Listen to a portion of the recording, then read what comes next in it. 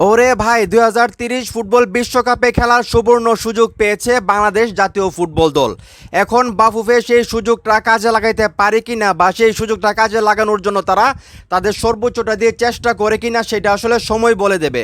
কিন্তু ব্যক্তিগতভাবে আমি চাই এই সুযোগটা বাফুফে কাজে লাগাক এবং তারা তাদের সর্বোচ্চটা দিয়ে ২০৩০ ফুটবল বিশ্বকাপে খেলার জন্য চেষ্টা করুক, যেহেতু এত সুন্দর সহজ একটা সুযোগ আমাদের সামনে এসেছে।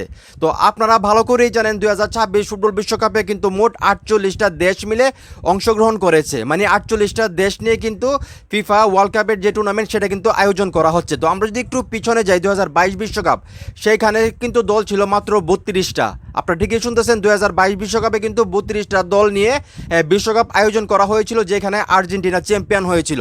তো ২০২৬ ফুটবল বিশ্বকাপের দিকে যদি আমরা লক্ষ্য করি, সেখানে কিন্তু মোট ৪৮টা দেশ মিলে কিন্তু এই বিশ্বকাপের অনুষ্ঠানটা আয়োজন করা হচ্ছে। তো এখন ফিফার যে নতুন চিন্তা ভাবনা বা তারা যে সিদ্ধান্তটা নিতে চাইতেছে, সেখানে বলা হচ্ছে ৬৮টা দেশ, মানে ৪৮ থেকে ৬৮টা দেশ করতে চাইতেছে ২০৩০ সালে, মানে আরও ২০টা দেশ বাড়িয়ে আসলে বিশ্বকাপের যে টুর্নামেন্ট সেটা আয়োজন করতে চাচ্ছে। তো আমরা যদি ২০২৬ ফুটবল বিশ্বকাপের দিকে লক্ষ্য করি, এই আসরে কিন্তু অনেক নতুন নতুন দেশ আসলে ফুটবল সুযোগ পাইছে খেলার জন্য বিশ্বকাপ, যেখানে কেপ ভার্দে আছে, আরব কান্ট্রি আছে অনেকগুলো, ইউরোপের অনেকগুলো কান্ট্রি আছে যেগুলো মোটামুটি বাংলাদেশের সমতুল্য। বাংলাদেশ তাদের সঙ্গে খেললে বাংলাদেশ ভালো খেলবে অবশ্যই। সেই দেশগুলো কিন্তু আসলে এই ২০২৬ ফুটবল বিশ্বকাপে সুযোগ পাইছে। তো এখন বাংলাদেশের লক্ষ্য যেহেতু ২০৩০ বা ২০৩৪ বিশ্বকাপ, এবং ফিফা যেহেতু চাইতেছে ৪৮ থেকে ৬৮টা দল করার জন্য, তো ২০টা দল তো চিন্তা করে দেখতেছেন সেটা কিন্তু বাংলাদেশও হইতে পারে। কিন্তু তার জন্য কিন্তু বাংলাদেশকে কাজ করতে হবে। আমি যেটা মনে করি ২০৩০ বা ২০৩৪ চিন্তা না করে, মানে ৮-১০ বছরের পরিকল্পনা না করে এখন ৪ বছরের পরিকল্পনা করা উচিত। বাংলাদেশ কীভাবে ২০৩০ ফুটবল বিশ্বকাপে কোয়ালিফাই করতে পারবেন চিন্তা করে দেখেন। 20টা দেশের ভিতরে অবশ্যই বাংলাদেশ থাকতে পারে যদি বাংলাদেশ চিন্তা করে। আমি মনে করি এই 4 বছর বাংলাদেশকে তাদের সর্বোচ্চ পরিকল্পনাটা করতে হবে, এবং বাংলাদেশের অরিজিন যে ইউরোপে বড় বড় যে ফুটবলাররা আছে তাদেরকে যেই কোনোভাবে হোক বাংলাদেশে নিয়ে আসা উচিত, এবং তাদেরকে যদি স্যালারি বাড়িয়ে দিতে হয়, তাদেরকে যদি এক্সট্রা ফেসিলিটি দিতে হয়, যা ইচ্ছে তা দিয়ে হলো তাদেরকে বাংলাদেশে নিয়ে আসা উচিত। এবং বাংলাদেশের যে বর্তমান দলটা হামজা চৌধুরীদেরকে নিয়ে সেই লেভেলের একটা দল করা উচিত, যাতে ইউরোপের যে দলগুলো আছে, ছোটো ছোটো যে দলগুলো আছে 100 র্যাঙ্কিংয়ের ভিতরে বা আশেপাশে, তাদের সঙ্গে আমরা ফাইট করতে পারি। তাহলে কিন্তু খুব সহজেই আমরা ২০৩০ ফুটবল বিশ্বকাপে আমরা খেলতে পারবো, আমার যেটা মনে হচ্ছে। এবং আরেকটা কাজ বাহুবে করতে হবে, সেটা হলো প্রতি বছর 10 থেকে 15টা ম্যাচ আয়োজন করতে হবে।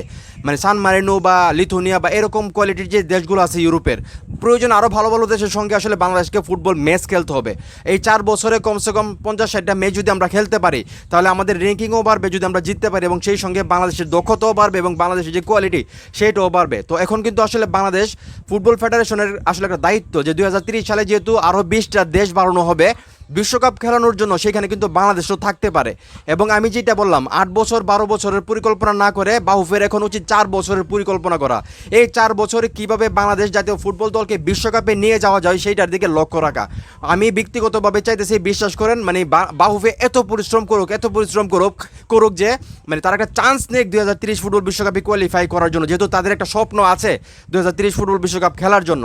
তো আমি এই স্বপ্নটা পূরণ করতে গেলে আমি আবারও বলতেছি, প্রবাসী যে অরিজিন ফুটবলারগুলো আছে, ভালো ভালো ফুটবলার হামজা চৌধুরীর কোয়ালিটির, সেই ফুটবলারগুলোকে যত দ্রুত সম্ভব খুঁজে বের করেন এবং সেই লেভেলের একটা জাতীয় ফুটবল দল গঠন করেন, যারা ইউরোপের এবং আরব কান্ট্রির যে ভালো ভালো দেশগুলো আছে তাদের সঙ্গে খেলে, এশিয়ার ভালো ভালো দেশ আছে তাদের সঙ্গে খেলে ভালো কম্পিটিশন দিতে পারে। তাহলে কিন্তু একটা সম্ভাবনা থাকবে বাংলাদেশ কিন্তু ২০৩০ ফুটবল বিশ্বকাপে কোয়ালিফাই করতে পারবে। আমি মনে করি একটা চান্স দেওয়া দরকার, যেখানে আমরা 12 বছরে যে টাকা খরচ করতাম দরকার লাগলে আমরা 4 বছরে সেই টাকা খরচ করব।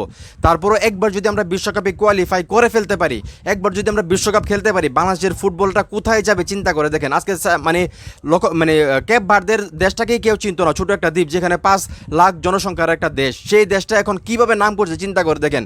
ফুটবল বিশ্বে তাদেরকে কিভাবে চিনে। তো বাংলাদেশে যদি বিশ্বকাপও যায়, বাংলাদেশ যদি একটা অঘটন ঘটাইতে পারে, তাহলে বাংলাদেশের ফুটবলের ফুটবলটা কোথায় যাবে চিন্তা করে দেখেন। তো আমি যেটা বলছি ২০৩০ বিশ্বকাপে যেহেতু আরও 20টা দেশ বাড়ানোর চিন্তা ভাবনা করতেছে বাহুফে, সেইখানে বাংলাদেশের সর্বোচ্চ চেষ্টাটা করা উচিত। বাহুফেকে আমি রিকোয়েস্ট করবো, ভাই আপনারা এই লাইফে যাই করছেন, সিন্ডিকেট যাই হয়েছে আমরা সব কিছু ভুলে যেতে চাই।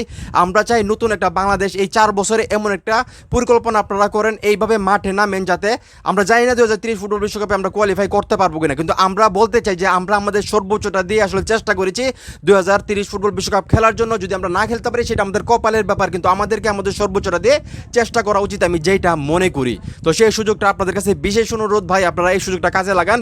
প্রিভিয়াস আপনারা কী করছেন সেটা আমরা মনে রাখতে চাই না, বর্তমানে আপনারা কী করতেছেন সেটা আমরা মনে রাখতে চাই। তো এটা একটা সুবর্ণ সুযোগ, সহজ সুযোগ, আমি যেটা মনে করি 2030 ফুটবল বিশ্বকাপে বাংলাদেশ কোয়ালিফাই করার জন্য। তো এখন এই মুহূর্তে যারা আমার এই ভিডিও দেখতেছেন, আমি যে বললাম 12 বছরের পরিকল্পনা বাদ দিয়ে এখন 4 বছরের পরিকল্পনা করা উচিত।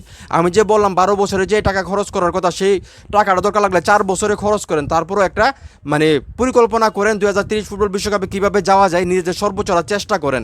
আমি সঠিক বলছি কি না, আপনাদের কি মনে হয়, আপনারা কি চান সেটা অবশ্যই কমেন্ট করে জানাবেন। এবং ভিডিওটা ভাই যারাই দেখতেছেন শেষ পর্যন্ত, এখন পর্যন্ত যারা ভিডিওটা আসছেন, অবশ্যই ভিডিওটা শেয়ার করবেন যাতে এটা বাহুফের কর্মকর্তাদের কাছে পর্যন্ত যায়, যারা ফুটবল নিয়ে কাজ করে তাদের কাছে যাতে ভিডিওটা যায়, তারা যাতে আসলে দেখতে পারে, এবং পেজটা ফ্লো দিয়ে রাখবেন।